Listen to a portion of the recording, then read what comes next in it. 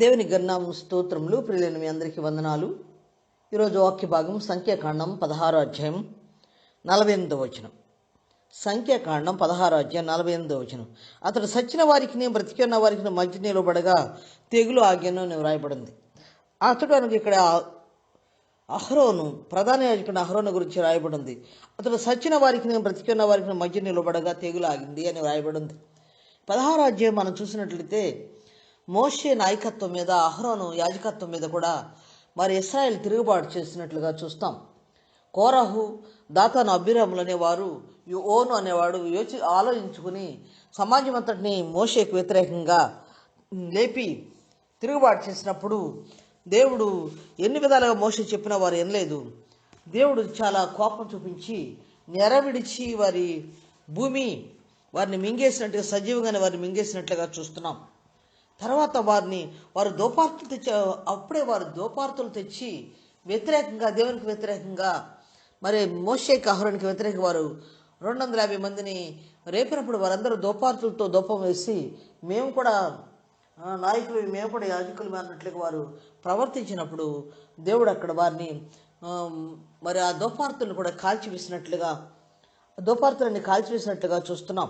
ఇక్కడ చూసినట్లయితే 16వ అధ్యాయం 39వ వచనంలో అహరోను సంతాన సంబంధి కాని అన్యుడెవడను యెహోవా సన్నిధిని ధూపం అర్పింప సమీపించి కోరహులను అతని సమాజములను కాకుండానట్లు అని అక్కడ రాయబడింది.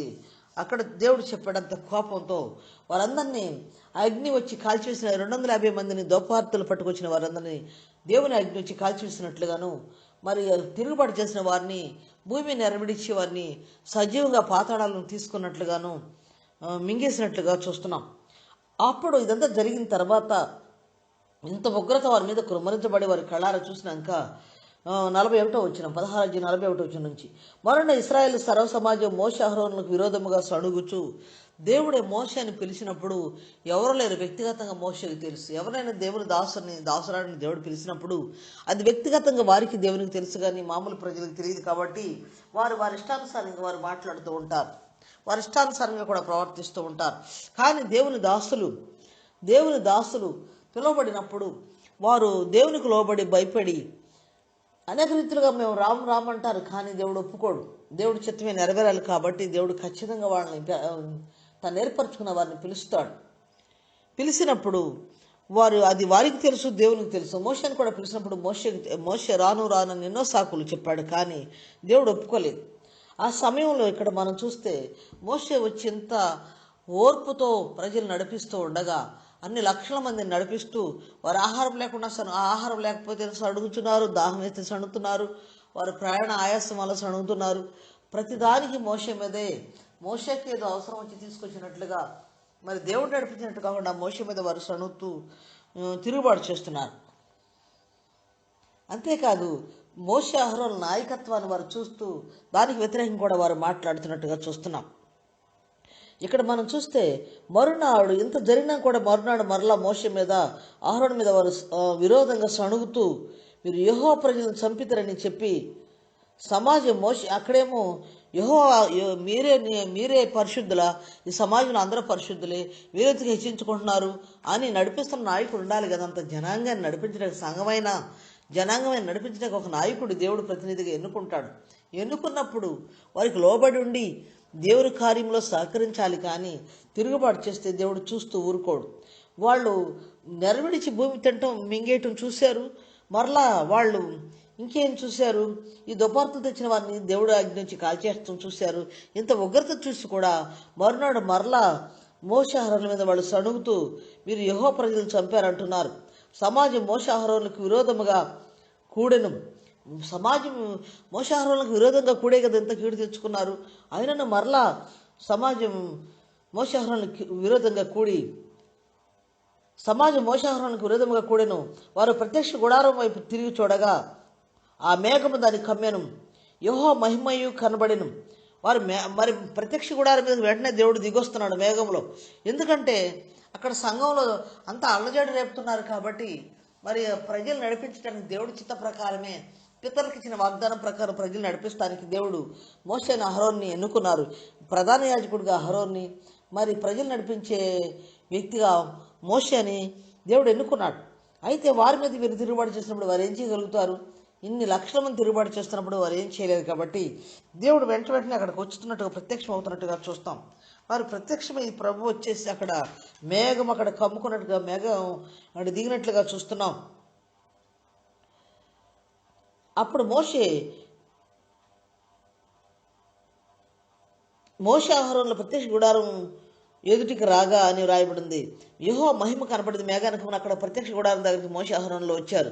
యెహోవా, మీరు ఈ సమాజం మధ్య నుండి తొలగిపోడి క్షణములు నేను వారు నశింప చేయదునని మోషేకు సెలవేయగా వారు సాగిలపడిరి.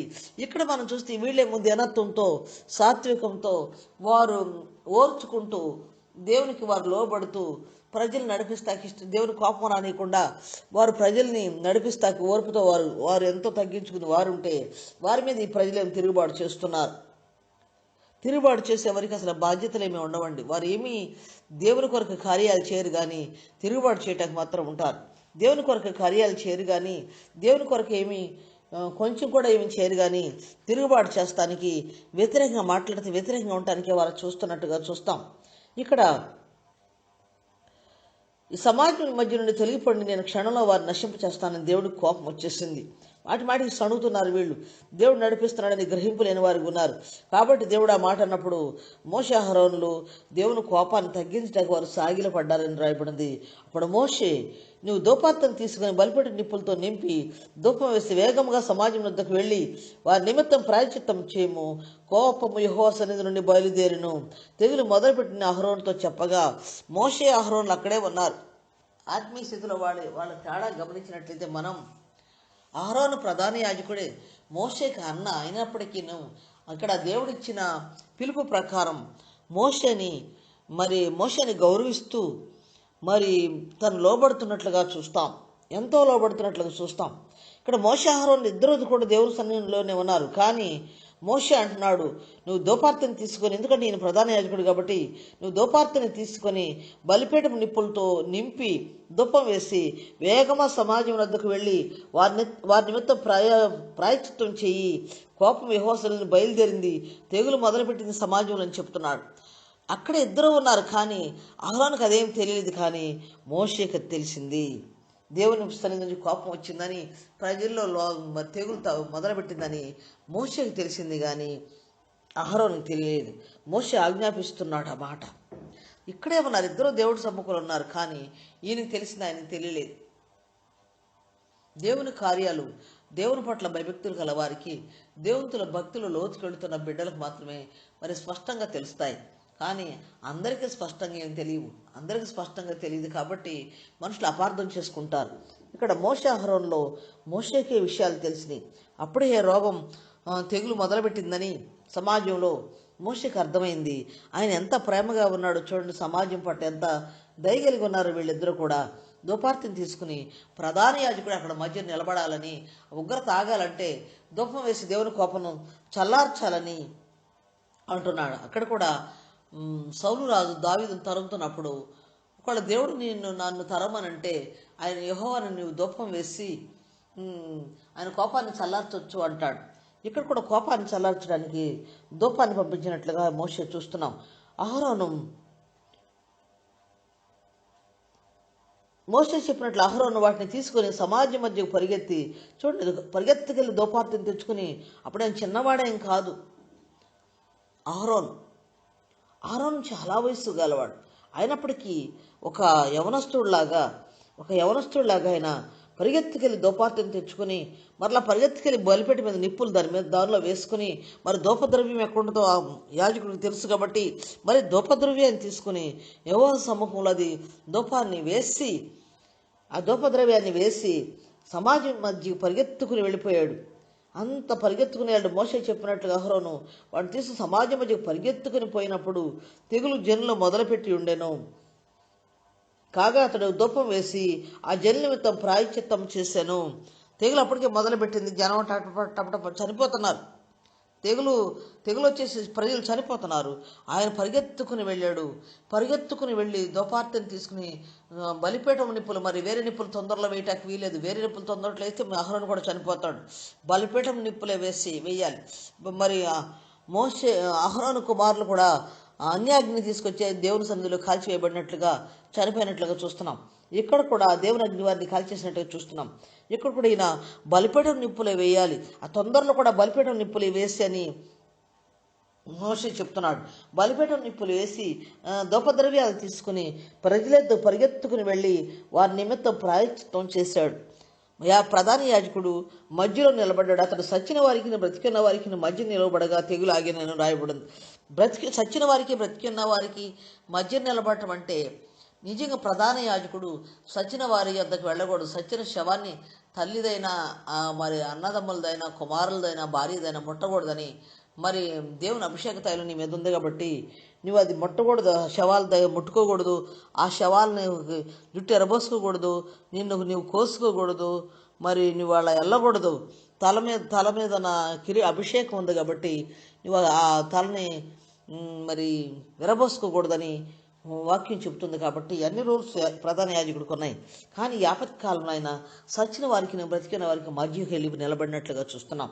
ఎందుకు సచ్చిన వారికి ఇప్పుడు ఈ దినాల్లో యాజకులు దేవుని సేవకులు చేసే పని కూడా ఇదే. వారు సచ్చిన వారికి బ్రతికిన వారికి మధ్య నిలబడుతున్నారు. విజ్ఞాపనకర్తలు కూడా చేస్తున్న పని అదే. విశ్వాసాన్ని విజ్ఞాపనకర్తలు కూడా మధ్యవర్తులుగా ఉండి ప్రజల కొరకు విజ్ఞాపన చేస్తున్నారు. దేవునికి ప్రజలకి మధ్యవర్తులుగా ఉన్నారు. యాజకులు దేవుడు ఎన్నుకున్న సేవకులు కాబట్టి సేవకులు కూడా వారు సచ్చిన వారికి బ్రతికిన వారికి మధ్య నిలబడుతున్నారు. ఎందుకు సచ్చిన వారికి బ్రతికున్న వారికి మధ్య నిలబడుతున్నారంటే మరి నశించిన ఆత్మల పట్ల వారు భారం కలిగి వారు ప్రార్థన కలిగి వారి కొరకు విజ్ఞాపన చేస్తూ దేవుని సమ్ముఖానికి వెళ్ళి మరి వారి అవసరతల నిమిత్తం వారి అనారోగ్యం నిమిత్తం వారికి ఏమేమి కావాలో వాటి నిమిత్తం దేవుని యొద్ద మొరపెడుతున్నారు. వారు సచ్చిన వారికి ఆత్మలో సచ్చిన వారికి అక్కడైతే డైరెక్ట్గా సచ్చిన వారి దగ్గర ఆహారాన్ని పరిగెత్తుకుని వెళ్ళాడు. ఎక్కడైతే మరి ఆత్మలో సచ్చిన వారి మధ్యలో మరి బ్రతికిన వారికి అంటే సజీవులుగా ఉన్న వారికి మధ్యలో నిలబడుతూ యాజకులు కూడా ఆ పని చేస్తున్నారు. ధూపం వేయటం అనగా ప్రార్థన చేస్తున్నారు. ధూపం ప్రార్థనలాగా నా ప్రార్థన ధూపం వలన అంటాడు దావీదు మహారాజు. ఇక్కడ ప్రార్థన ధూపం వేస్తున్నారు దేవుని సమ్ముఖంలో వారి నిమిత్తం, ప్రజల నిమిత్తం, సంఘం నిమిత్తం, మరి నశించిన ప్రజల నిమిత్తం కూడా వారు ధూపం వేస్తూ ప్రార్థన చేస్తున్నారు. కోరహు తిరుగుబాటును చనిపోయిన వారు కాక 14,700 మంది ఆ తెగులు చేత సచ్చిరని రాయబడింది. ఆ రోజు వచ్చిన తెగులుకి 14,700 మంది చనిపోయినట్లుగా చూస్తున్నాం. అహరోను నెలపోతే ఇంకెంతో నాశనం అయ్యేది. వాళ్ళు తిరుగుబాటు చేసి వారు సణిగి దేవునికి విరుద్ధంగా దేవుడు ఎన్నుకున్న వారికి విరుద్ధంగా వారు సణిగినప్పుడు దేవుడు చూస్తూ ఊరుకోలేదు. ఎందుకంటే సేవకులకు ఉండే బాధలు అనేకం. వాటిలో మరి తిరుగుబాట్లు విశ్వాసంలో బయట నుంచి తిరుగుబాట్లే కాకుండా లోపల నుంచి కూడా తిరుగుబాట్లు అయినప్పుడు వారికి ఎంతో దుఃఖం, వేదన కలుగుద్ది. కాబట్టి వారు ప్రేమిస్తున్న దేవుని బిడ్డలు వారు ప్రేమిస్తూ వారి కొరకు విజ్ఞాపన చేస్తూ వారి కొరకు వారి బాధలు పడుతున్న మరి సేవకుల్ని వారు ఇబ్బంది పెట్టినప్పుడు దేవుడు చూస్తూ ఊరుకోడు. కాబట్టి ఇక్కడ దేవుడు జోక్యం చేసుకుంటాడు. కాబట్టి వారి మధ్యన వెళ్ళి నిలబడినట్టుగా యాజకుడు ఆ సందర్భానుకూలంగా మరి చచ్చిన వారికి బ్రతికిన వారికి మధ్య నిలబడినప్పుడు అప్పుడు తెగులాగింది. ఆ రోజు చనిపోయిన వారు మరి 14,700 మంది. మరి అహరోను పరిగెత్తకపోతే ఇంకెంతో నాశనం తటస్థించేది. అతడు సచ్చిన వారికి బ్రతికిన వారికి మధ్య నిలబడ్డాడు.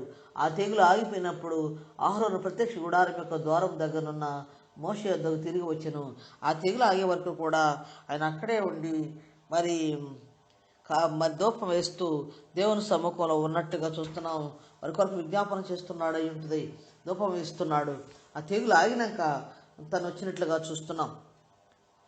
లేవీకాండము 10వ అధ్యాయము 8వ వచనం నుంచి 11వ వచనం వరకు చదువుకుందాం.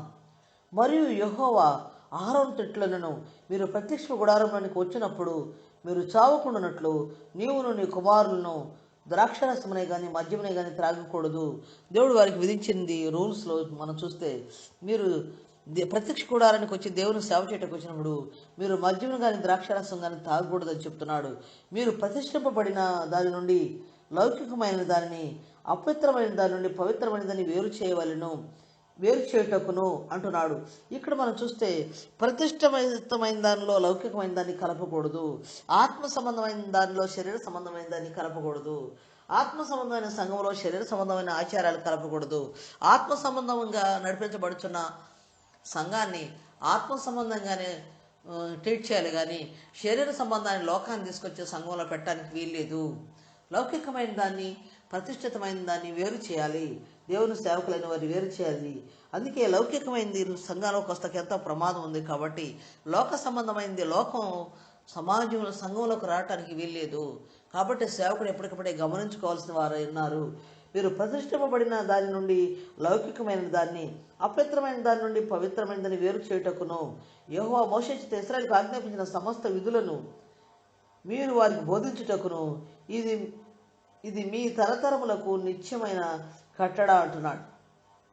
యెహోవా మోషే చేత ఇశ్రాయేలుకు ఆజ్ఞాపించిన సమస్త విధులను మీరు వారికి బోధించుటకు, దేవుడు ఏమని బోధించమని చెప్పాడో అది వారికి దేవుడు ఇచ్చిన కట్టడలు వారికి బోధించడానికి, వారి నిమిత్తం ప్రాయశ్చిత్తం చేయడానికి, వారి నిమిత్తం బలు అర్పించడానికి, వారి నిమిత్తం ధూపం వేయటానికి, వారి నిమిత్తం ప్రత్యక్ష గుడారంలో సేవ చేయటానికి, దేవునికి ఇశ్రాయేలుకి మధ్య వారు ఉండటానికి దేవుడు వారిని ఎన్నుకున్నాడు. కాబట్టి ప్రతిష్ఠితమైన దానిలో లౌకికమైన దాన్ని కలపకూడదు అని దేవుడు చెప్తున్నాడు.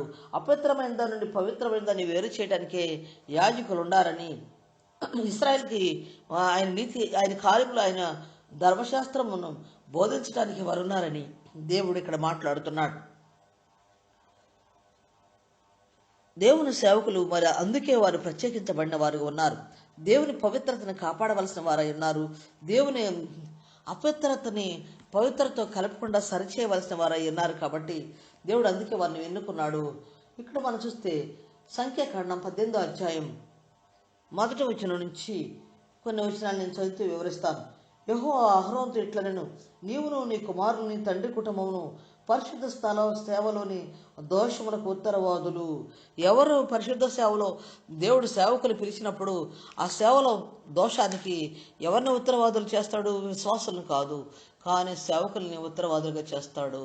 ఆ దోష శిక్ష మరి వారి మీదకి వస్తుంది. ఎందుకంటే వారు దిద్దవలసిన వారు, వారు కట్టవలసిన వారు, వారి పవిత్రతను కాపాడవలసిన వారు, లోకాన్ని సంఘంలోకి రాకుండా కాపాడవలసిన వారు, దాన్ని ఖండించవలసిన వారు, బుద్ధి చెప్పవలసిన వారు, వారు దేవుని వాక్యాన్ని వారికి బోధించవలసిన వారు, సంఘాన్ని దిద్దవలసిన వారు. కాబట్టి అన్ని ఆచారాలు లౌకికమైంది లోకంలోనికి రావటానికి లోకం సంఘంలోనికి రావడానికి అవకాశం ఉంది. కాబట్టి సంఘం లోకంలోనే ఉంటుంది, కానీ లోకం సంఘంలో ఉండకూడదు. కాబట్టి తామరాకు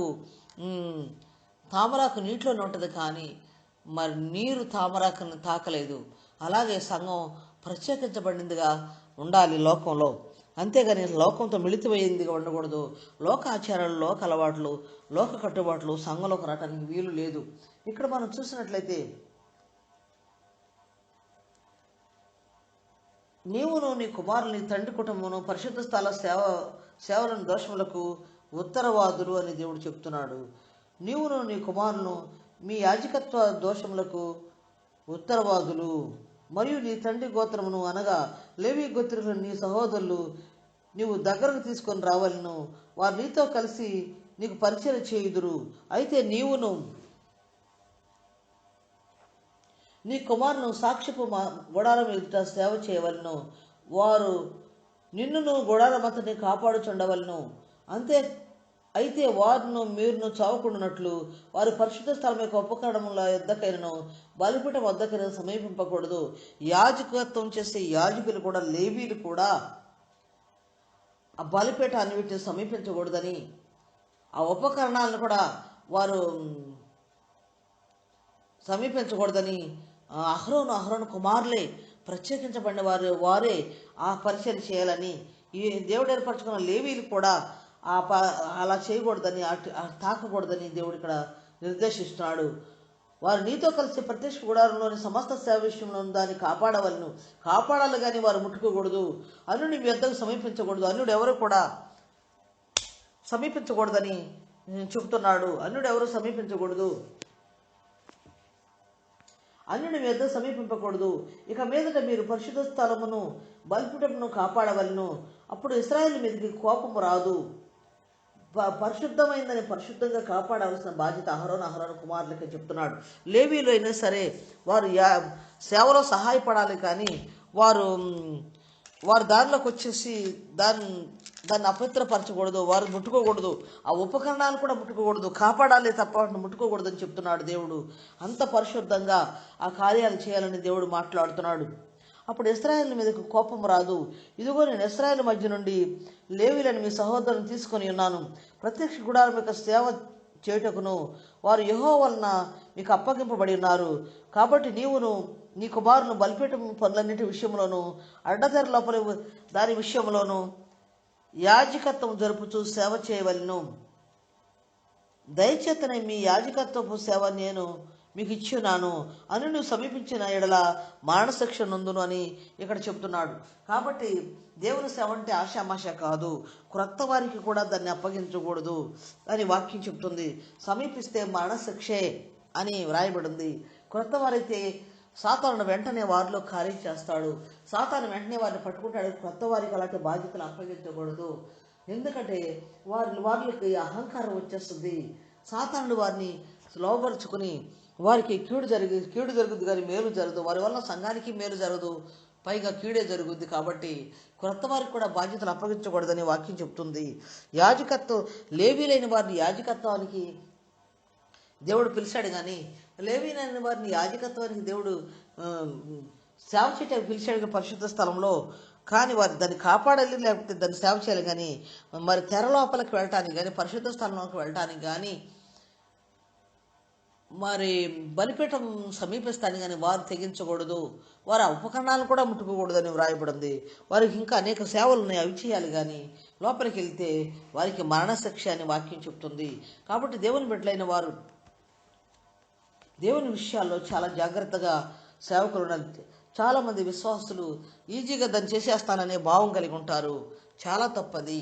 దేవుడు నిర్దేశించకుండా త్వరగా వెళ్ళి ప్రతిదానిలో ఏలు పెట్టకూడదు. అలా పెడితే దానివల్ల కీడే కానీ మేలు కాదు.